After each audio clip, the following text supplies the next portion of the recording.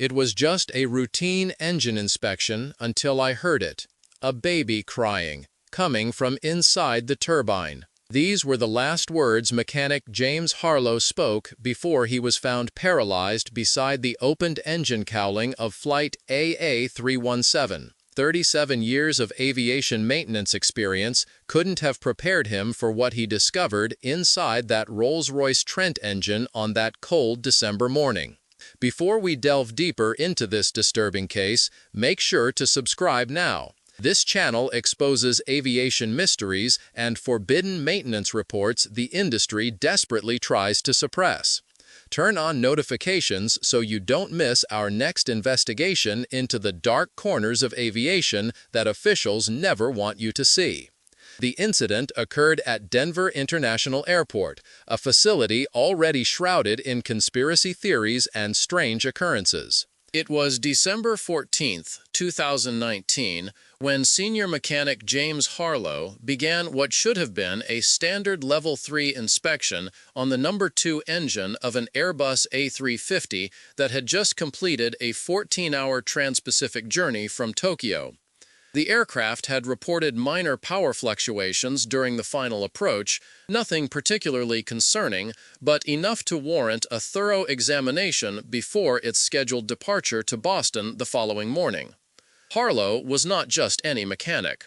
Before his assignment to Denver International, he had spent 22 years working for Boeing, followed by 15 years at American Airlines' primary maintenance facility in Tulsa.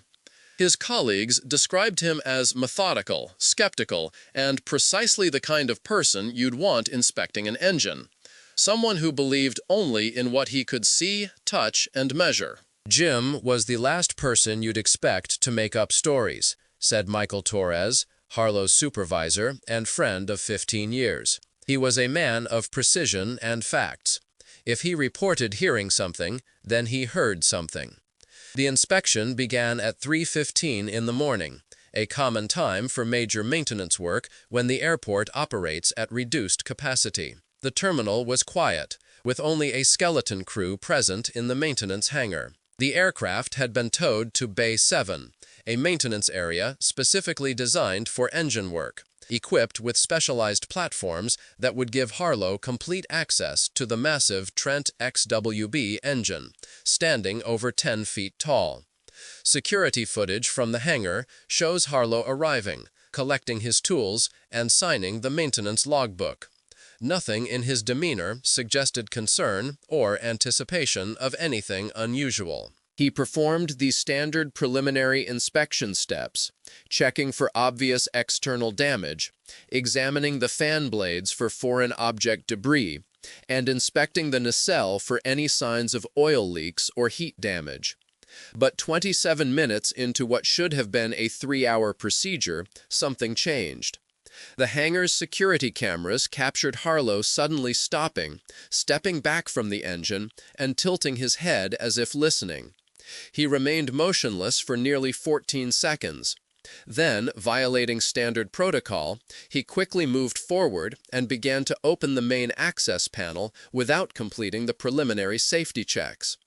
Here, the official incident report becomes both disturbing and confusing. Harlow activated his radio and contacted the Maintenance Control Center. The transcript of this communication has been heavily redacted in public records, but sources within the FAA leaked the complete exchange to our investigation team. Maintenance Control, this is Harlow at Bay 7, A350 inspection.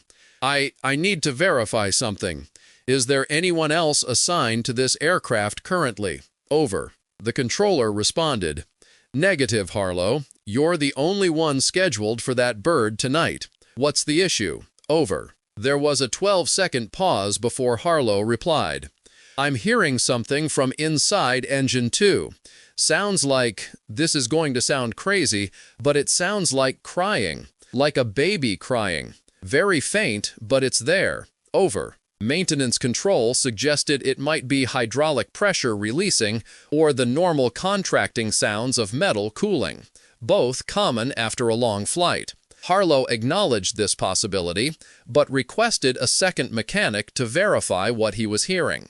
Before anyone could join him, however, Harlow made a decision that violated every safety protocol in commercial aviation maintenance. He began accelerating the inspection process, bypassing critical safety steps to access the engine faster. The security footage shows Harlow working with increasing urgency, his movements becoming less methodical and more erratic with each passing minute. He repeatedly stopped to place his ear against various parts of the engine, before continuing to dismantle access panels at an alarming rate. 43 minutes after beginning the inspection, Harlow had opened the engine in a way that would normally take a team of mechanics several hours to accomplish safely. As he removed the final access panel to the turbine section, the security camera shows him suddenly stumbling backward, dropping his tools and falling to the hangar floor. And then, perhaps most disturbing of all, the security camera's audio picked up what happened next.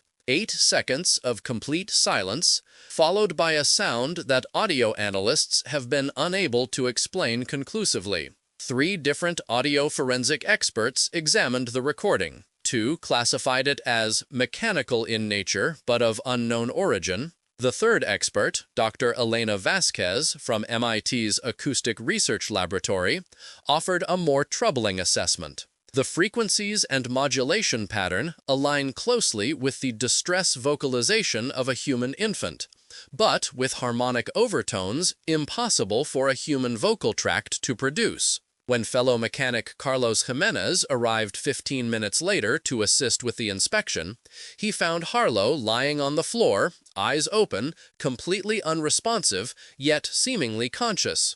Medical personnel arrived within 7 minutes, but Harlow's condition had not changed. His vital signs were stable, his eyes tracked movement, but he could not speak or move any part of his body.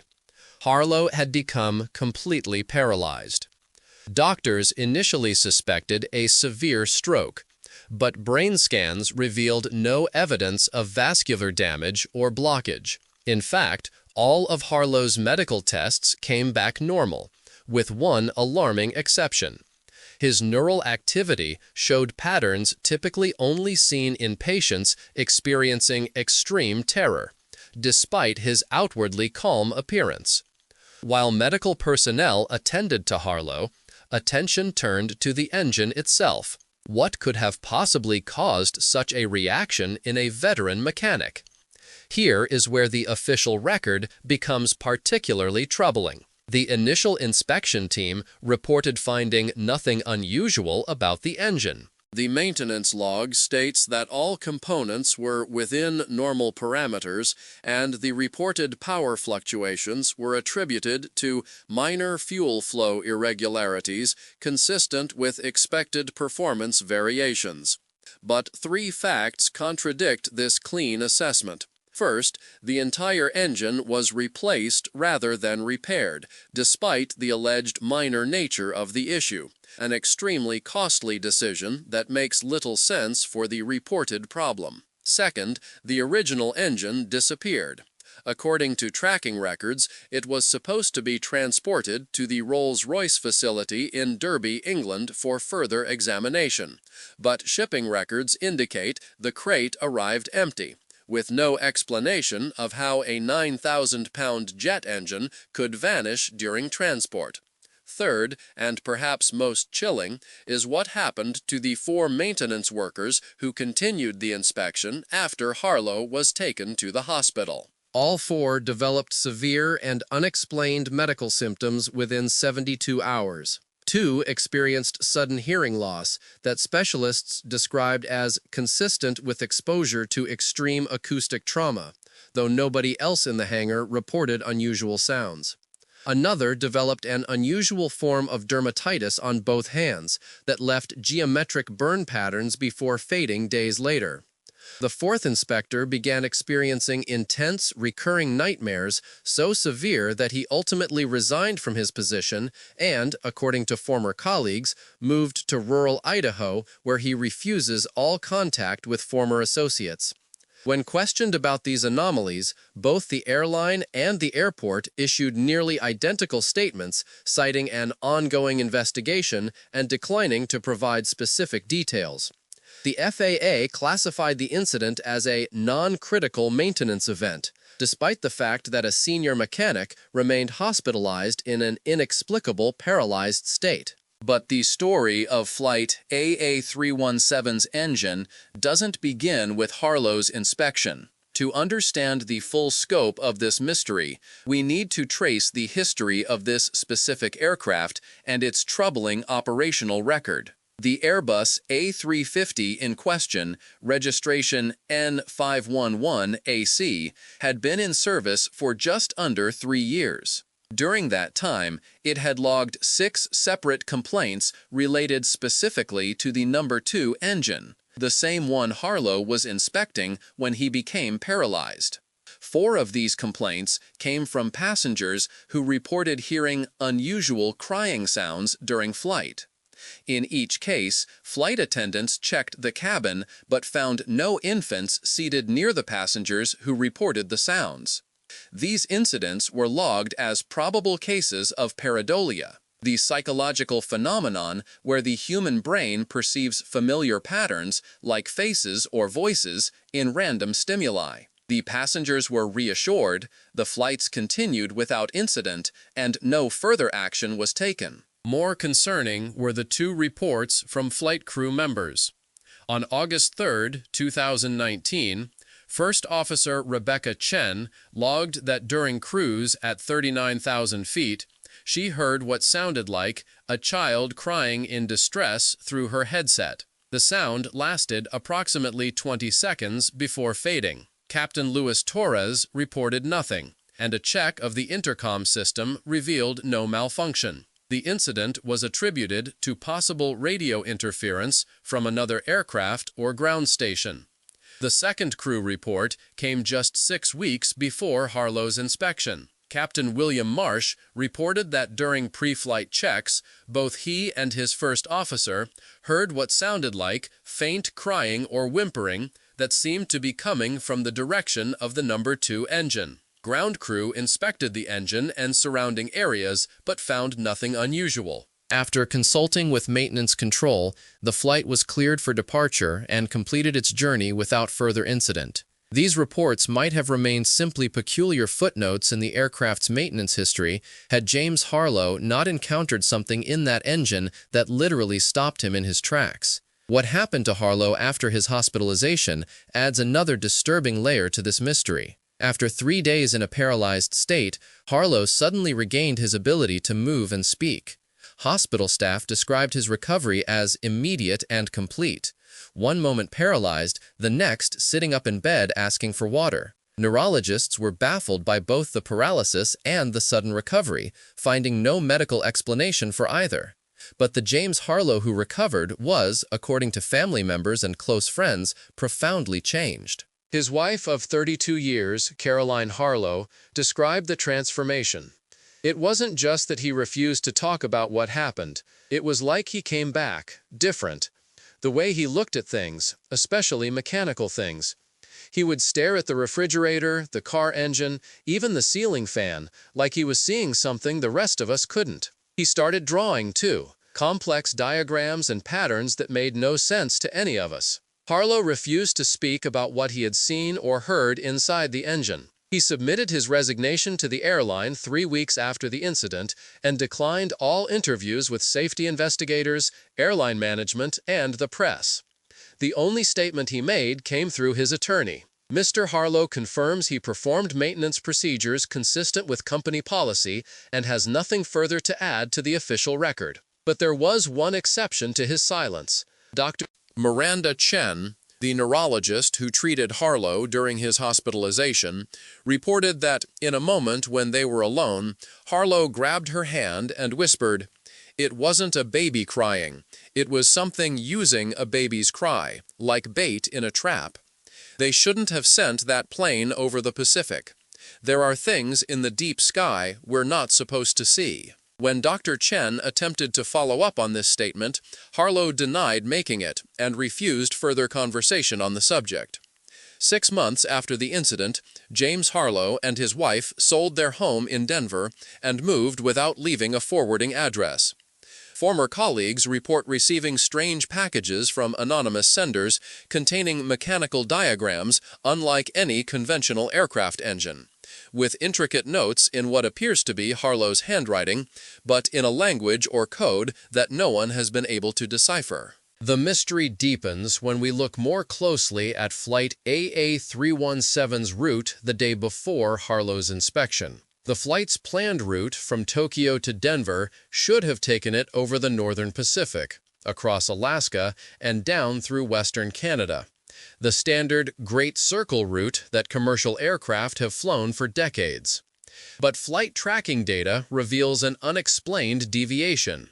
3 hours and 17 minutes into the flight, while crossing the international dateline, the aircraft inexplicably altered course, taking it nearly 400 miles south of its planned route. This deviation lasted approximately 22 minutes before the aircraft returned to its original flight plan. The cockpit voice recorder, CVR, for this portion of the flight was later reported to be corrupted and unrecoverable. When questioned, both pilots stated they had no recollection of any course deviation and insisted they had followed the planned route precisely. Weather data showed no significant meteorological reason for such a diversion, and air traffic control records indicated no instructions were given to alter course. More bizarrely, the aircraft's own flight data recorder contradicted the satellite tracking information. According to the black box, the plane never deviated from its course. Yet the independent satellite data clearly shows the aircraft making a deliberate southerly excursion over a particularly remote section of the Pacific Ocean. This area, roughly 1,000 miles north of Hawaii, is known to oceanographers as the North Pacific Void, one of the least traversed sections of the Pacific due to its distance from shipping lanes and absence of islands or features of interest. It is also one of the deepest parts of the ocean, with depths exceeding 6,000 meters in areas still incompletely mapped by modern sonar. What makes this deviation particularly relevant to our investigation is that the first report of unusual sounds from the No. 2 engine came from flight attendant Teresa Wong approximately 40 minutes after the aircraft returned to its original course. Wong reported to the cockpit that she heard what sounded like crying or a high-pitched whine coming from the right wing engine. She described the sound as distressing and not mechanical, though it was faint enough that passengers did not seem to notice. The pilots performed standard engine parameter checks, found all readings normal, and advised Wong to report if the sound continued or intensified. According to the flight log, she did not report hearing it again during the flight. But after landing in Denver, Wong made a concerning report to her supervisor. She stated that while passing the right engine during deplaning, she felt an overwhelming sense of sorrow and dread that was so intense she had to steady herself against the aircraft fuselage. She described the feeling as completely foreign, like emotions that weren't mine were being pushed into me. Wong requested reassignment to a different aircraft for her next duty rotation, a request that was granted. 2 weeks later, she took an extended personal leave from the airline and, according to social media posts, moved to a Buddhist monastery in northern Thailand, where she remains to this day. The aircraft itself, following Harlow's incomplete inspection and the subsequent engine replacement, returned to service within 3 days, an unusually quick turnaround for such a significant maintenance operation. It resumed normal operations, flying domestic and international routes without any reported incidents for nearly 2 months. Then came the events of February 8, 2020, when the same aircraft, now equipped with a new No. 2 engine, was performing a nighttime approach to Chicago O'Hare International Airport. According to the air traffic control recordings, Captain Victoria Reed was cleared for landing on runway 28R when she suddenly requested a go-around, an aborted landing approach where the aircraft climbs away from the runway to make another attempt. This is not particularly unusual in commercial aviation. Go-arounds are ordered for various reasons, including unstable approaches, runway incursions, or suddenly changing weather conditions. What made this go-around notable was Reed's transmission to air traffic control.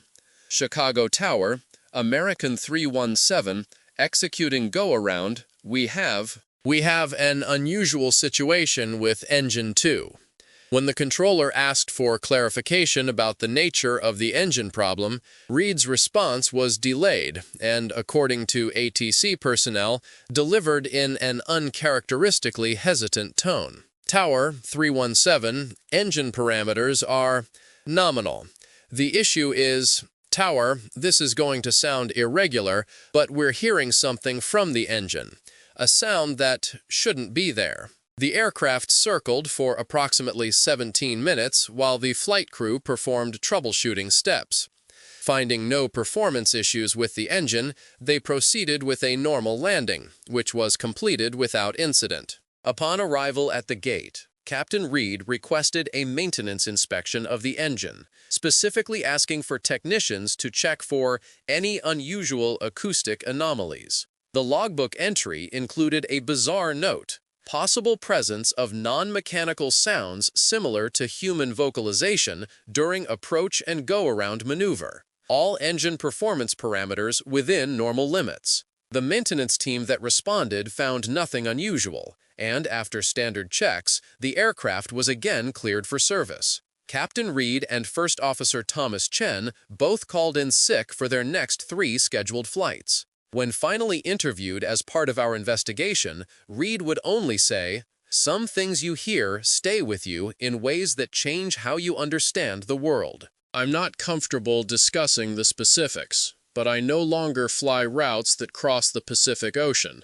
and I requested that in writing from my chief pilot. First Officer Chen declined multiple requests for comment, but his wife revealed that he had begun refusing to enter their infant daughter's nursery after dark, claiming he couldn't bear to hear her cry anymore. These incidents might seem disconnected or merely coincidental, the kind of strange occurrences and human reactions that happen regularly in a complex system like commercial aviation. But there is one final piece of this puzzle that suggests something far more troubling may be at work.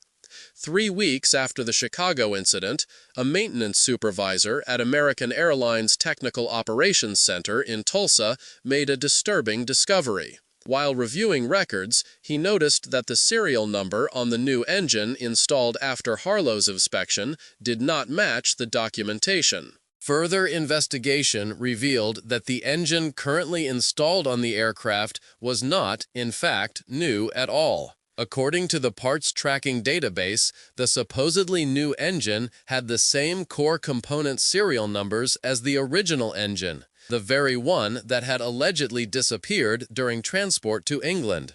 When confronted with this discrepancy, airline management quickly classified the matter as a documentation error and restricted access to the aircraft's maintenance records. 3 maintenance personnel who had raised questions about the situation were reassigned to different departments, and the supervisor who discovered the inconsistency took early retirement shortly thereafter.